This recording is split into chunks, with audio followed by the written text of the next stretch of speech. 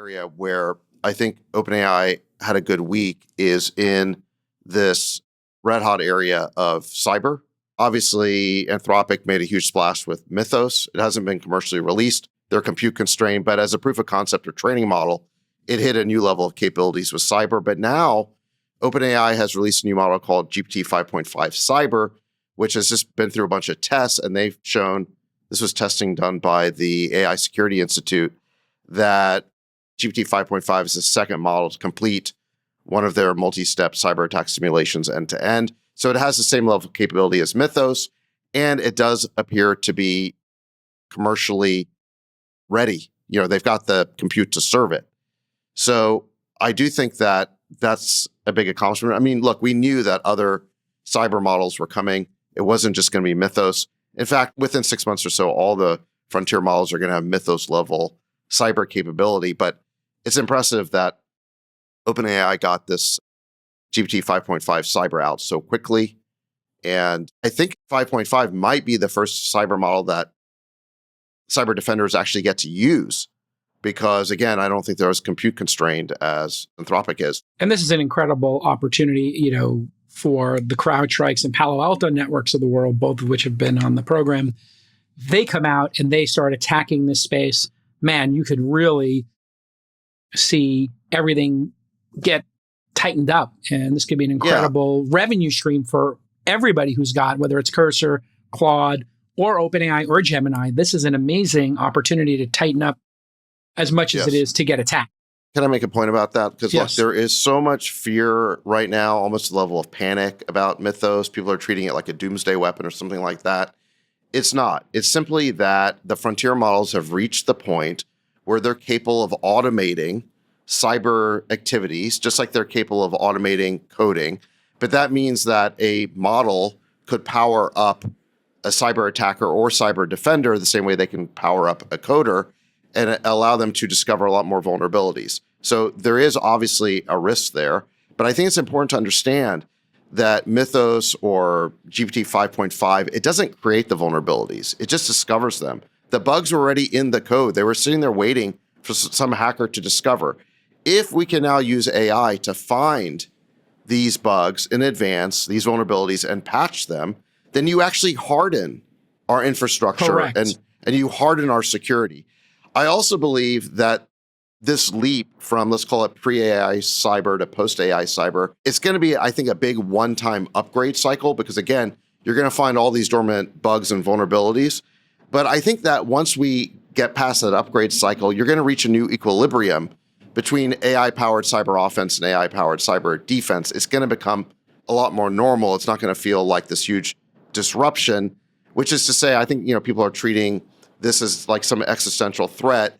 I don't think it is, as long as everyone does what they're supposed to do, which is use the new capabilities to harden their code bases and infrastructure and security before the hackers get a hold of these capabilities.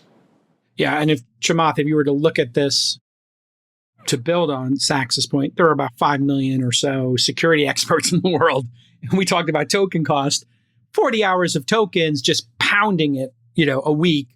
You could create another 5 million for $100 per chief security officer per security expert. So it's the volume of security expert agent Sachs, to your point. Yeah, you could have 50 million of them, 100 million of them. They're not finding something unique. Also, they're just, they never sleep. They're relentless in their pursuit of these problems. It's a really great point. To kind of just refine that. So there's probably 5 million people in the cyber industry, but there's probably only a few thousand really elite hackers. Sure. Those hackers didn't have the time to go after the entire surface area of every possible attack vector out there. And so if you train a model to do what they do, obviously, like you said, it can operate with a scale and speed that a human hacker can't. So obviously, what you need to do is get these tools in the hands of the white hats, let them do the cyber attacks themselves to then find the vulnerabilities and patch them before the black hats get a hold of these capabilities. But I think it's just one last point on this, and I'll stop. It's really important to understand that the Chinese models are going to have these capabilities within approximately 6 months. Oh, they have them now in DeepSeek 4 for sure. They've got some level. Well, DeepSeek 4, DeepSeek 4 is impressive in a lot of ways, but its capability is not at the frontier. It's maybe 85% of, let's call it the American frontier. Chamath, you wanted to get in on this. Let's get Chamath in. Two things. The reason that this is even possible is because humans are error prone. And when humans code, they create holes. And so humans exploiting humans is where we've been for a long time. Now we have computers exploiting humans because the computers go and seek out all these bugs that humans wrote. In the next phase, it'll be machines versus machines. And so I think the nature of cyber is going to completely change. Probably in the next 5 or 6 years, there'll be so much reason to rewrite all of the software that runs the world. In one part, because you're going to be asked to show more operating leverage and revenue growth. But in another part, because everything else that was handmade in the past is just fundamentally insecure. Either way, all roads will lead to all the operational software that runs the world will get rewritten. More and more of it will be written by machines. More and more of it will be impregnable as a result. But then the cyber threat actually will only increase, because then you're going to try to figure out how to use a machine to inject something into another machine so that some agentic loop injects some malware or injects a bad token. And I think that's a very complicated thing. What I will tell you is, I'm not even sure if I'm allowed to say this, but a very good, probably the best cybersecurity company in the world, run by one of the very best CEOs in the world, who may or may not be speaking at Liquidity, would tell you that they have penetrated and can essentially manipulate every model. Let me just say it roughly that way. Okay, perfect. Yeah, and at the Breakthrough Prize, which 3 of the 4 of us were at, I talked to George Kurtz. The other person you were kind of describing was not that person. I was sitting beside Nikesh. Yeah, I'm talking about Nikesh. Well, Nikesh and George are the 2 guys leading this, Palo Alto Networks, CrowdStrike, and they understand, what George told me was there is just a line out the door of people who want this product or service. And if you look at it, Friedberg, like the murder rate, like we're sitting here with the lowest murder rate in the history of humanity. It has gone down massively in our lifetimes, but massively over the arc of history. I think that's what's going to happen with cyber. There is only so many attack vectors, and the remaining attack vectors are just going to be human factors, right? Friedberg, that's always been the case. And as we make the software more resilient, then the weak link is, the secretary who puts her Post-it note, with the password there, or the accountant who, uses their dog's name plus 123 for their password, right? That's the historical one. Okay, anything you want to add, Friedberg, as we wrap there? Oh, that's fine. Why is your bed so messy, by the way? Why can't you just ask the room service to come in and clean your bed? I can tell you what happened. Listen, I'm here in Atlanta. And also, why don't you have a suite like where there's 2 rooms? Like, is it just one room? This hotel only has one room. It is just one room. It is. Either you're cheap or poor. Which one is it? I'm cheap. I'll tell you what, here's the situation.